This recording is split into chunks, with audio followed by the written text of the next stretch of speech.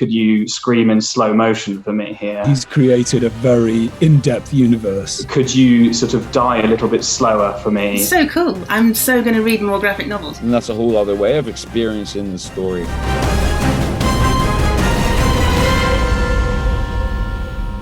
At 0072, we ran over a mole mine. Private Wheeler, riding shotgun, died instantly. The drive cylinder was smashed up through the floor of the transporter, injuring Private Molto and myself. I think the rest were thrown clear as the vehicle went over.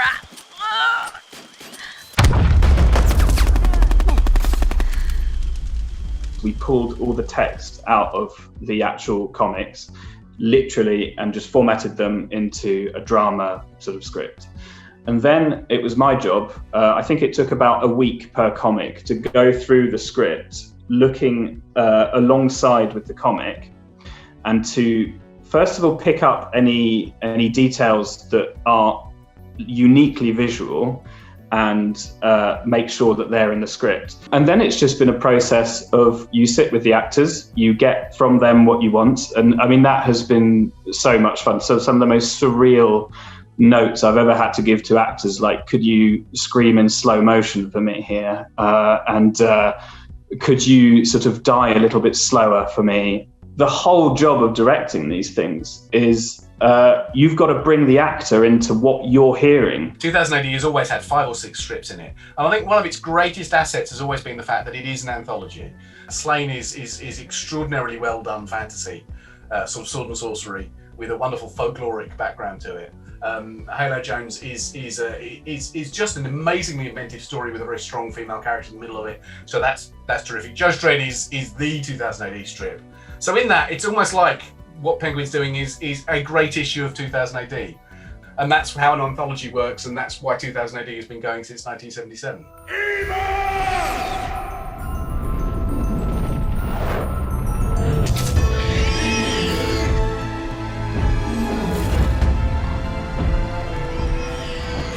Savouring the prospect of an easy kill, the phantom dragon could not resist attacking the dying knocker. For a few moments, Slaine's serpent regains something of its old savagery, before plunging to the ground in its death throes. When you're looking at a graphic novel, not only do you have to get your eye in, I find, in order to work out the flow, but you sort of subconsciously, and I didn't realise this until I'd recorded it, that every character, even though you might have the most amazing imagination ever, every character is a tiny little bit of you, because you're voicing them in your head. And so in terms of their emotions or where they go, they're really only going to go to the places that you would allow them to go to. I was already told they wanted me to just use my own voice, which is a sort of amalgamation of all accents anyway. I don't really have an accent of my own. It tends to be whoever's I'm talking to. And I think that's something that lends itself to where they are living and how they're living. It's quite very diverse, the characters in the novel. And so all I did really was make her a little tougher than I am. Actually, I made her a lot tougher than I am, because I'm no cop. And so I sort of used a slightly deeper register. It's so cool. I'm so going to read more graphic novels. It's Judge Dredd.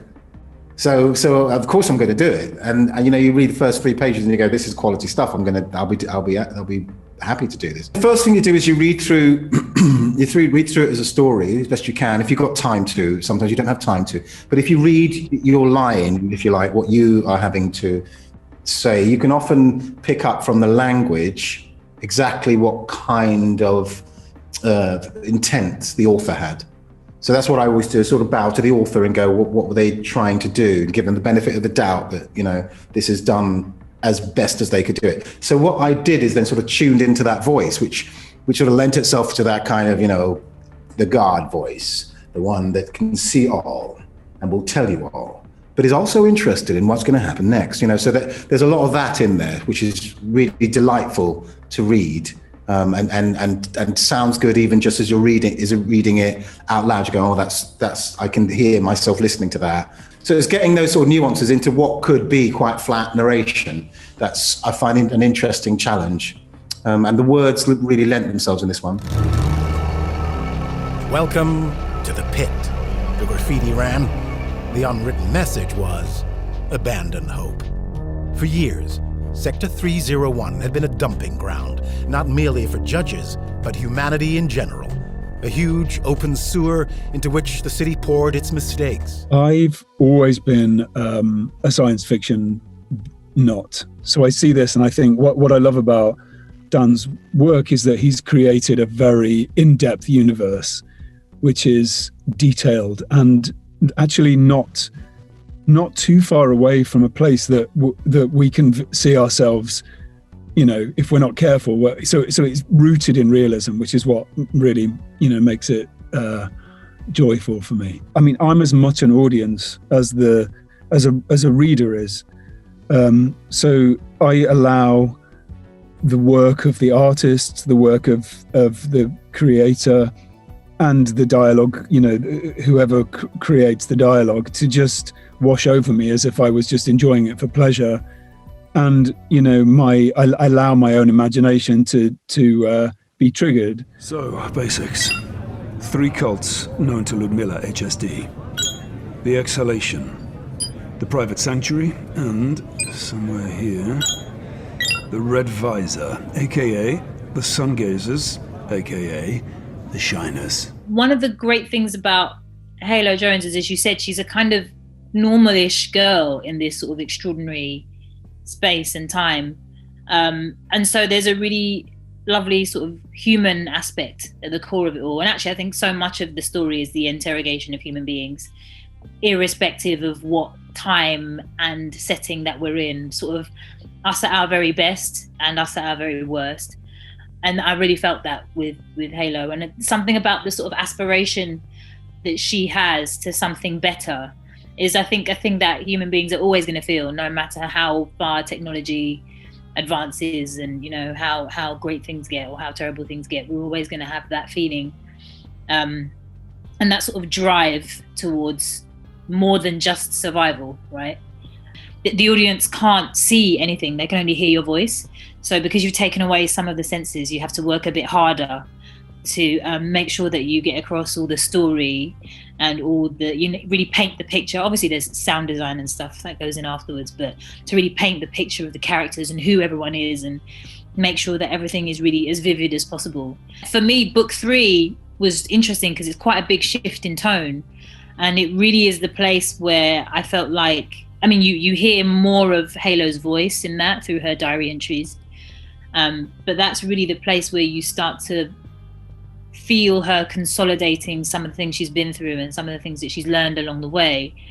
I quite enjoyed getting to that point, and obviously because I did all 3 books in a day as well, did all 3 stories in a day, so I really did go on that journey with her. And yeah, the final book was really was a special one. I know we lose everything, but don't you see? There's no shame in losing. It's only sun heroes who've taught us there is. Sun heroes are so obsessed with winning, they'd even beat a blind man at a game of wooden wisdom, because they're afraid of failure, of death. They have to conquer everything in their path, riding on until there's nothing left to destroy. When you do have something, when you've got visuals there, why not have them to hand? I had a picture of Sláine in front of me for the whole one that I particularly thought was captured him, and I had that here the whole time, for example. But in terms of the playing of it, I found it better to have my imagination of each scene as opposed to having like a storyboard of what it might be like. So yeah, but I think it's because the scripted adaptation of it was very visceral and very real. It was very easy for me to be able to do that.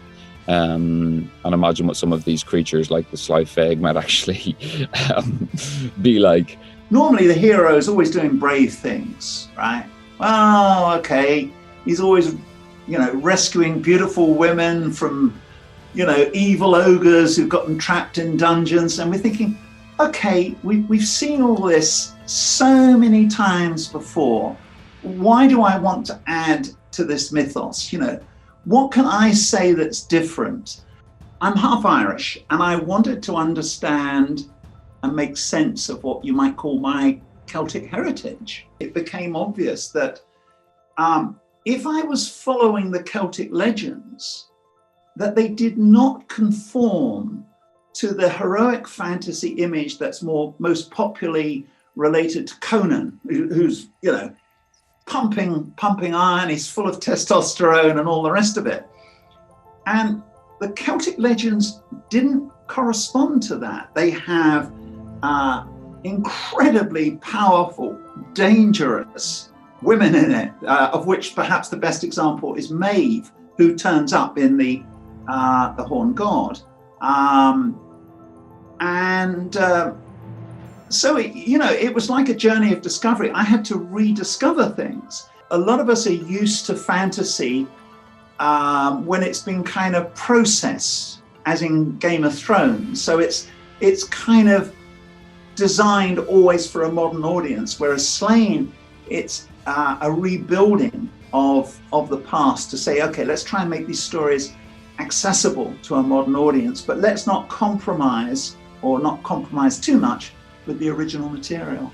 I was really surprised actually at how easily they were converted into scripts and audio, because there's loads of words on these graphic novels that you sort of don't necessarily always see, but they're so illustrative of what's happening. But also, I guess the images is something that we really want to do justice in the sound design and the music and all of that and the acting. I think because the stories are so immersive, they're so well developed and the characters are so well developed, it actually lends itself really well to the audio drama format because it's such an immersive format. If anything, it's just adding an extra dimension onto stories that are already so brilliant and fantastic. I don't think it's necessarily enhancing them in a way that they're so brilliant already, but it's just another dimension that we can kind of bring to those stories, I think. The most satisfying element, I think, is that we've been ruthlessly faithful to the comics, and we know that the fan base will absolutely love these. The people who love them absolutely love them. So we've barely changed a thing. It's all as you would find in the comic.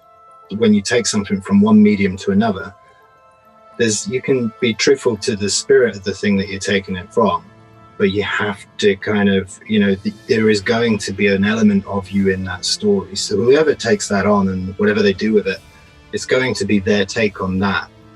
And I like it because it's like traveling from one campfire, telling a story, and then hearing somebody take it to another campfire and tell the same story, but their way. And that's what stories are for. That's why we tell stories. That's why we scream them into the void so that somebody can hear it and tell it to somebody else, So it's. I think I'm all for that. Even if something does have a long standing and a love from people, that if it's being told in another medium, then that's a whole other way of experiencing the story. We know our beloved novels, books, or whatever that we have, particularly novels, because we create the image, the sound of these characters ourselves. But ultimately, I think it's always the journey and the love, and there's a lot of love behind this project, I think, to bring it to ears as well as eyes. And so I think it's a whole other way of experiencing it, which is an exciting thing to be a part of. Mega City 1. 800 million people, and every one of them a potential criminal. The most evil, violent city on earth. But God help me, I love it.